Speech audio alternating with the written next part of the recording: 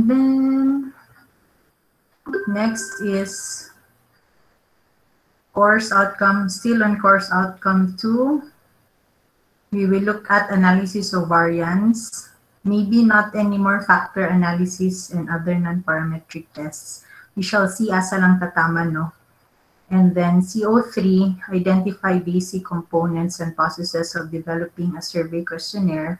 This includes establishing validity and reliability, and also how to use Google Forms when you make an online survey. And so for CO3, ang inyong final output na inyong online mini survey nga inyong himuan og research article. Ano siya, no? Online mini survey. And then, you know this already, major exam, 40%. Not major exam, major output, which is your mini survey and research article. So, mana inyong 40% sa inyong grade. And then, class standing, which includes submissions of modules, your online quizzes, activities, and outputs. That's 60%. Okay, I think that's all. Sige, stop share sana po. Any questions so far? Questions? No. About sa pretest. Yes? About sa pretest. Pretest? Waka answer. Wala mi nakakuha, ma'am, kay wala mi na karon mga kapaload naging signal.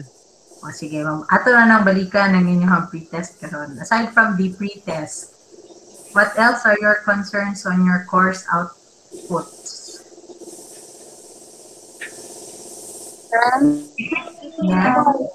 Sarah, what about the one, ma'am? So, mini research by group to siya or individual?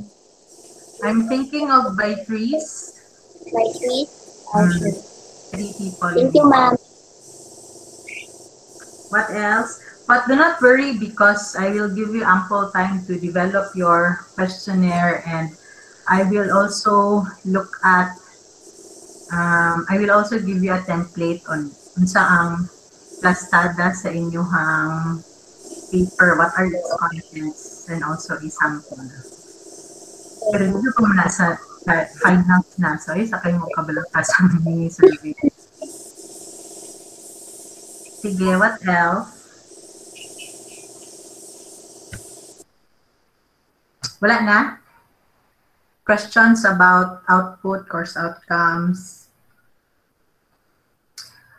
Well, if wala na, so how many times a week are we meeting? So we will be meeting twice a month, 2 to 3 times a month only. So ang ma-happen na ng 2 to 3 times is they are pre-scheduled. I will give you the schedule of when we will be meeting online. Para makaprepare mo, makapaload mo daan, dili mo maglakaw, makapangita mo og signal so that we can have it, you can really have ample time for it. Now, what will we do during our online classes? First,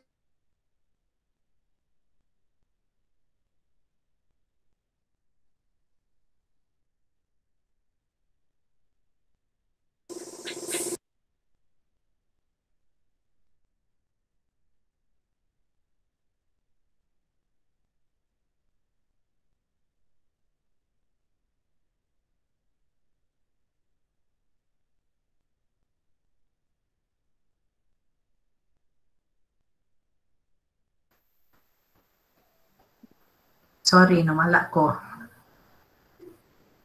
So anyways, as I was saying, so we will be meeting twice a month, online, synchronously, and we will be discussing your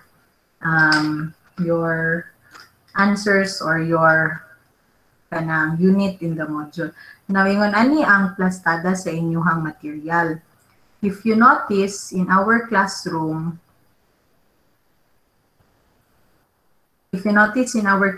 there's a reference text, right? So sa atong course file, unlike in your Intro to Social Science na module, ang lecture naka-embed sa module. But this time, your course file would only tell you read chapters 1 to 3 and then activities that you need to submit. Okay, is that clear? Clear? Happy, ma'am. So you always go back to this book. I will no longer be placing the lecture part or the input part in the module. Okay, so yun na natong classroom. And then again, we will be meeting twice or thrice a month for processing of your outputs or of your for discussion of the material. Now, kanusa man mo dapat mag-submit of activities per unit. Although we are very lenient because of the pandemic, based on our experience in the first semester, it would be better for you to be submitting your modules within a month. Kanang hinahinayan bitaw. Otherwise, magpunog ang inyong modules and then you would probably lose the information since ito pa man mo sa last part mo. So I would encourage you to first submit, if you can, 1 unit per month because we will also be giving you, or I will also be giving you 1 unit per month when you work on. Okay, is that clear? Kung di mo makapasa in a month, that's up to you because you can't really prescribe deadlines. But again, I'm telling you, it's very difficult labi na kay start na siyang class. Unlike in intro where you just read, or in other subjects, this one it's a bit difficult if you can't follow because you did not practice answering using your modules. Okay? Is that clear? Yes, ma'am. Clear, ma'am. Okay, so that's done. Next, let's go to your pre-test. So I will share. Sabi na lang sa isa.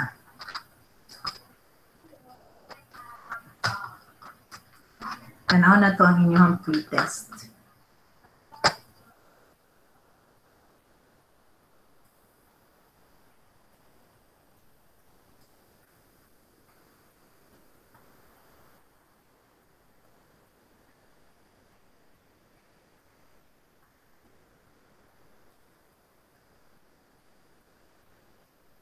So this is actually the pretest given to you. So as mentioned, kay diba, supposedly nag-descriptive stat na mo before mo naka-inferential stat. So these items are actually basic knowledge that you need if you have undergone descriptive stat. Now before we go over the answers, can you tell me what's the difference between descriptive stat and inferential stat? Sige daw. Can anybody remember what's the difference?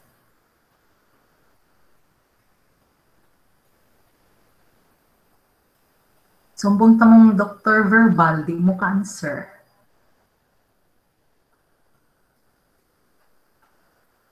Sige. Naa? Just what you can remember for descriptive stat. Hala.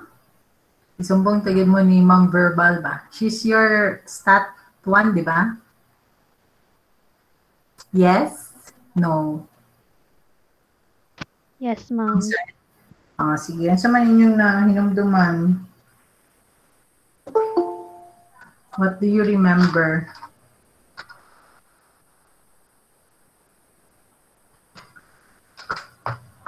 Uy, manawag na lang ko, be. Katong mga wa naka-answer sa pre-test, atong tawagon. Sige, Jersan. What do you remember? Yes, ma'am. Descriptive stat. For me, ma'am, based on my knowledge about past statistic one is descriptive statistic is more about summarizing characters of about data set, Tapos, ang set inferential, of data that we gather. And inferential statistics, ma'am, is more allow to kanang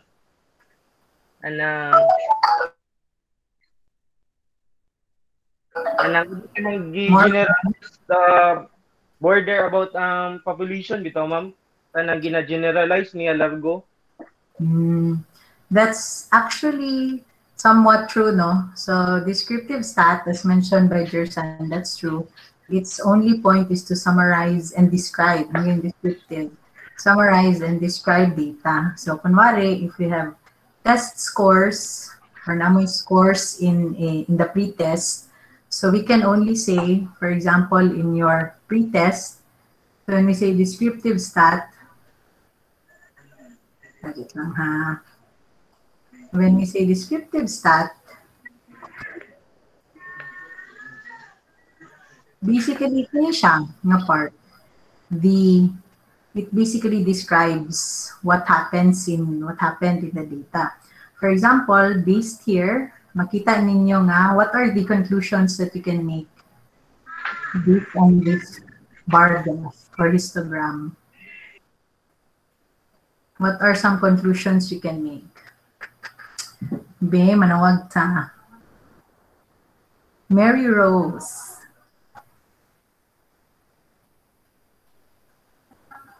Mary Rose?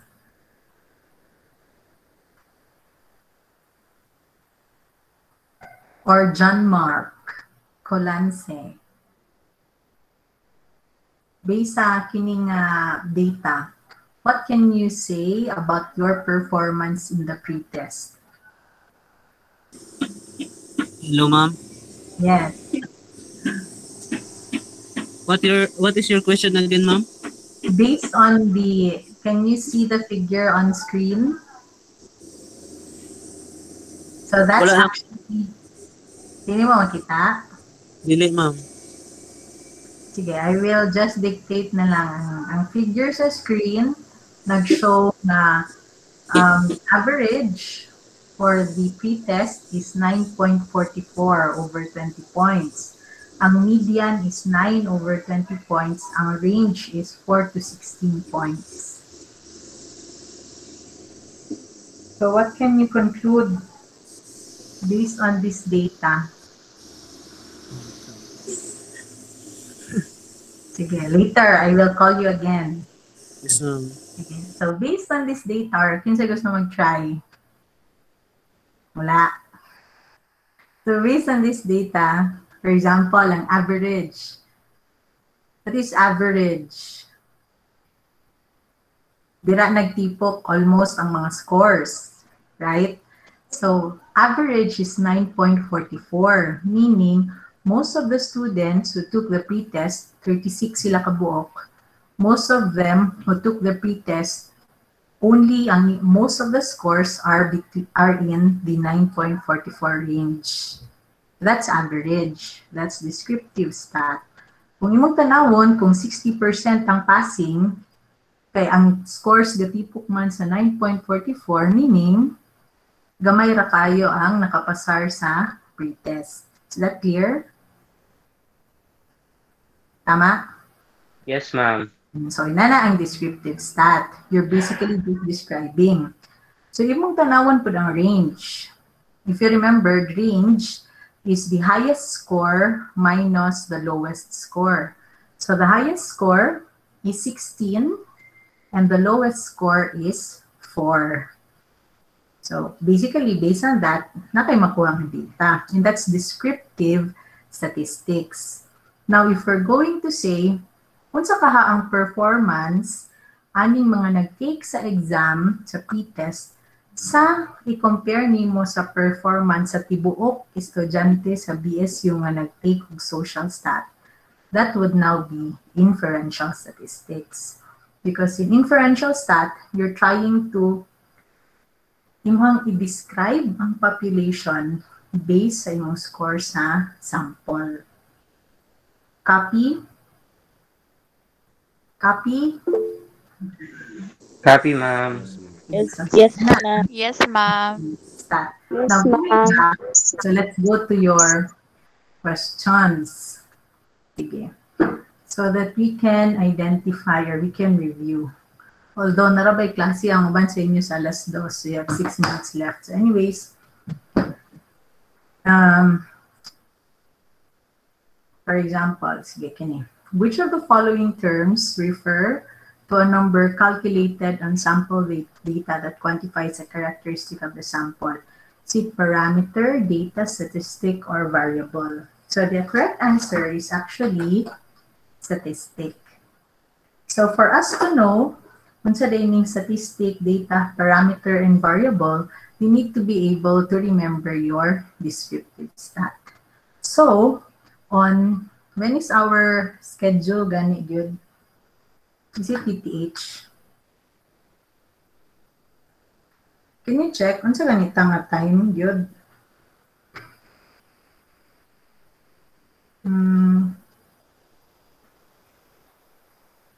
What is our schedule? Original schedule? Monday to Thursday. Monday, Thursday, what time? What time sa Monday, Thursday? 1:30 to 3 p.m. 1:30 to 3 p.m., ma'am. So, on Monday, can we meet again on Monday? So that we can discuss the basic terms. Okay? Okay ra, ma'am. Okay, On ma'am. Monday, after our discussion, we will have another test. And kung unsa inyong score, ang atong test sa Monday, I will average it with your performance in this test. So katong mga wala naka-answer karon, you have to do well on the Monday nga exam.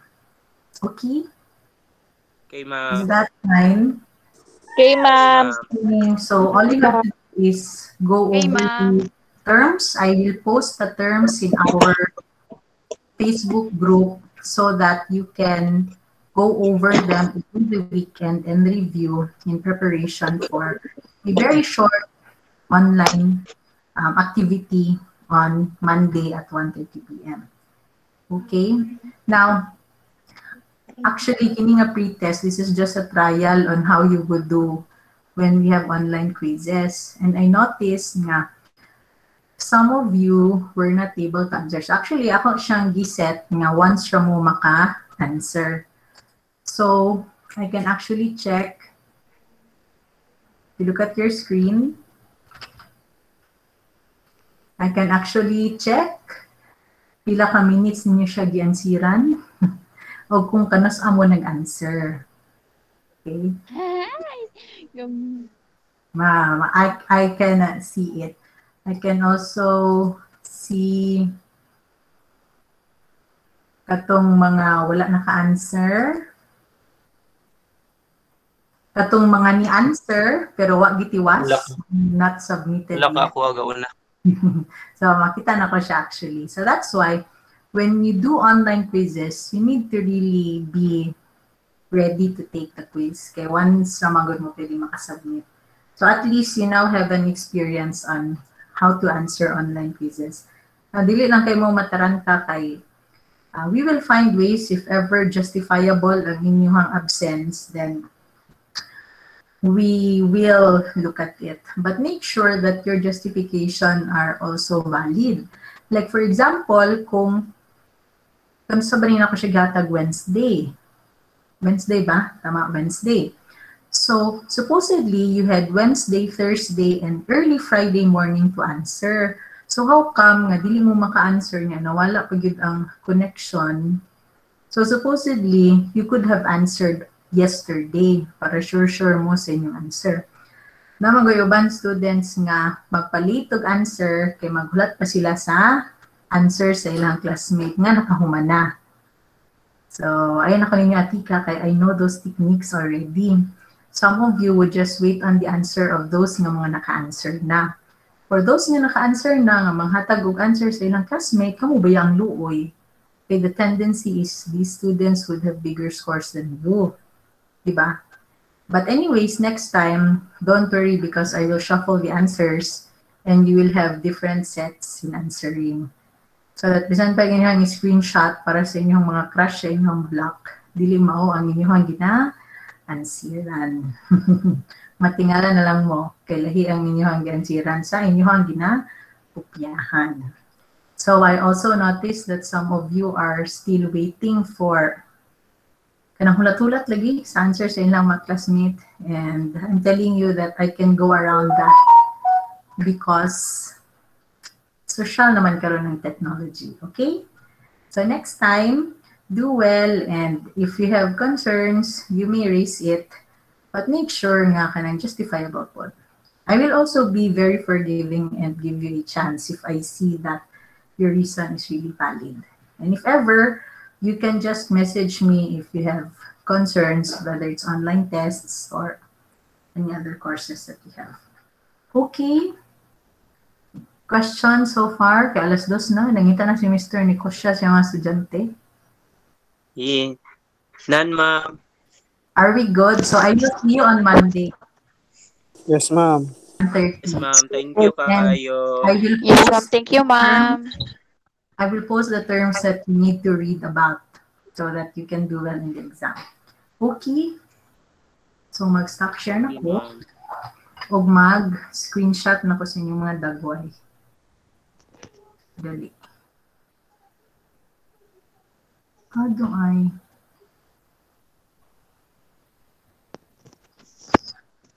Gadget lang, ha?